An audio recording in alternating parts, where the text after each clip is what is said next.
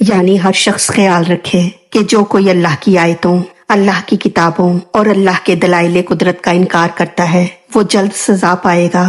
وہ یہ نہ سمجھے کہ قیامت ابھی دور ہے اور وہاں حساب میں بہت دیر لگے گی، اور قیامت کا حساب تو صدیوں میں ہوگا۔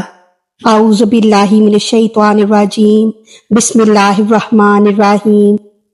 پچھلی آیت میں اللہ کی توحید کا ذکر تھا، اور عقیدہ توحید بغیر رسالت کے مانے ہوئے نجات کے لیے کافی نہیں۔ اسلام کے علاوہ بھی بہت سے دینوں میں توحید مانی جاتی ہے، نیز صرف اصلاح عقیدے پر ہی کفایت نہ کرنی چاہیے بلکہ نیک اعمال کی کوشش بھی ضروری ہے۔ اس لیے توحید کے بعد اسلام کی حقانیت کا ذکر ہوا، جس میں توحید و رسالت اور اعمال وغیرہ سب کچھ آ جاتا ہے۔ اس لیے اس آیت میں فرمایا جا رہا ہے، ان الدین، بے شک دین، عند اللہ، نزدیک اللہ تعالیٰ کے، اسلام ہے۔ یعنی اے مسلمانوں کہ صرف توحید کا عقیدہ مان لینے سے کوئی پرہیزگار نہیں بن سکتا۔ یہ بھی خیال رکھو کہ تمام دینوں میں اللہ کا پسندیدہ دین اسلام ہے۔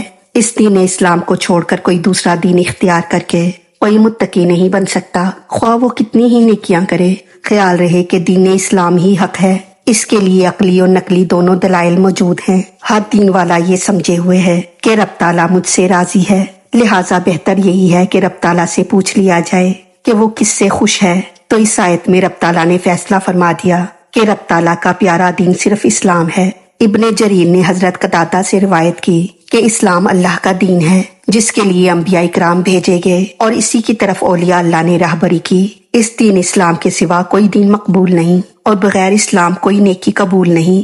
وَمَا اخْتَلَفَ الَّذِينَ، اور نہیں اختلاف کیا ان لوگوں نے، اوتوا الکتاب، جو دیے گئے کتاب، الا من بعد، مگر بعد اس کے، ماں جب جاءہم العلم، آیا ان کے پاس علم، بغیم، سرکشی سے، بینہم، درمیان اپنے، یعنی اسلام کی حقانیت اور نبی صلی اللہ علیہ وآلہ وسلم کی سچائی کو سب جانتے ہیں۔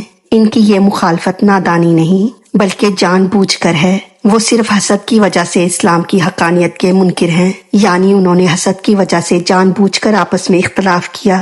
وَمَن يَكْفُرْ، جو کوئی کفر کرے، بِآیاتِ اللہ، اللہ کی نشانیوں کے ساتھ، فَإِنَّ اللَّهَ، پس بے شک اللہ تعالیٰ، سریع الحساب، جلد حساب لینے والا ہے۔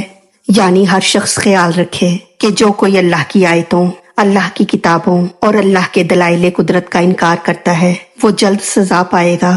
وہ یہ نہ سمجھے کہ قیامت ابھی دور ہے اور وہاں حساب میں بہت دیر لگے گی، اور قیامت کا حساب تو صدیوں میں ہوگا، اور میری باری بہت دیر سے آئے گی۔ ابھی ہم آرام کر لیں، جب قیامت آئے گی تو دیکھا جائے گا۔ یاد رکھو کہ اللہ عنقریب اور جھٹ پٹ حساب لینے والا ہے۔ خیال رہے کہ جیسے توحید الہی عالم کے ذرے ذرے سے ظاہر ہے، ایسے ہی حضور صلی اللہ علیہ وآلہ وسلم کی نبوت ذرے ذرے سے آیا ہے۔ دیکھو اتنے دشمنوں میں گھر کر بھی حضور صلی اللہ علیہ وآلہ وسلم کا سلامت رہ جانا آپ کی صداقت کی دلیل ہے۔ جس کا سارا ملک دشمن ہو، بادشاہت میں اسے قتل کر دینا کچھ مشکل نہیں۔ نیز حضور صلی اللہ علیہ وآلہ وسلم کی محبوبیت اور آپ کا چرچا عام آپ کی حقانیت کی دلیل ہے۔ غرض یہ کہ رب کی توحید اور حضور کی نبوت ایسے مضامین ہیں جو کسی کتاب سے نہیں سیکھے جاتے۔ عالم کی ہر چیز ان کی کتاب ہے۔ اللہ تعالی ہماری غلطیوں کو معاف فرما کر ہمارا پڑھنا سننا اپنی بارگاہ میں قبول فرمائے، ہمیں دین و دنیا کی تمام نعمتیں عطا فرمائے اور ہمیں عمل کی توفیق عطا فرمائے۔ آمین یا رب العالمین۔ وما علینا الا البلاغ المبین۔